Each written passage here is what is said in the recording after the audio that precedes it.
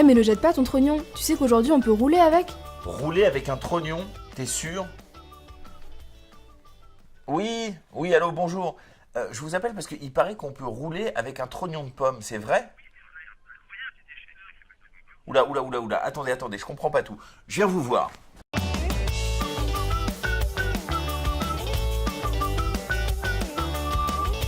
Eh bien voilà, je viens d'arriver à Morsbach en Moselle sur le site de Métavalor. Métavalor, c'est un site pionnier en France en matière de méthanisation. On va voir comment ça se passe. Ici, on y reçoit des déchets ménagers, jusqu'à 45 000 tonnes par an. Il en ressort, croyez-le ou non, du carburant. Quand ils arrivent ici, les déchets sont triés. On ne garde que les biodéchets, c'est-à-dire les déchets d'origine animale ou végétale. Ces biodéchets, on va les faire passer dans un digesteur. Ça va, pour commencer, donner un compost d'excellente qualité qui pourrait être transformé en engrais. Mais le processus de digestion produit aussi du biogaz. On l'appelle biogaz parce qu'il est d'origine biologique. Mais c'est bien du gaz, c'est-à-dire en soi une source d'énergie. La singularité ici de ce site, ça a été de tirer un profit environnemental maximum du biogaz produit dans les digesteurs, à savoir que nous faisons ici de l'électricité, de la chaleur et du biométhane.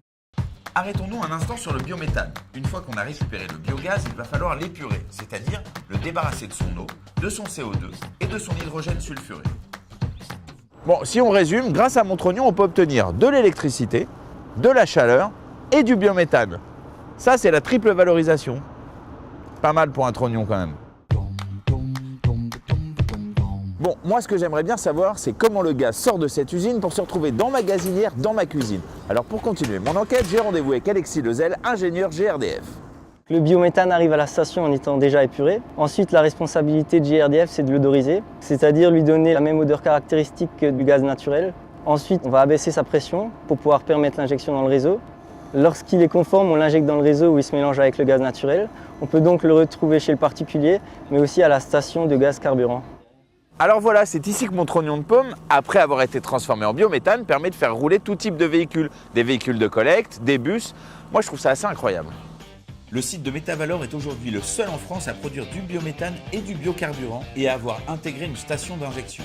Ce n'est qu'un début. Ce site servira en partie de modèle à près de 400 autres projets de biométhane menés par GRDF sur tout le territoire.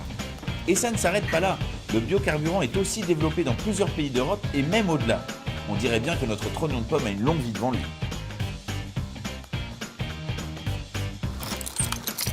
Dis donc, t'avais raison, c'est hallucinant ce qu'on peut faire avec un trognon de pomme. Faut que je te raconte.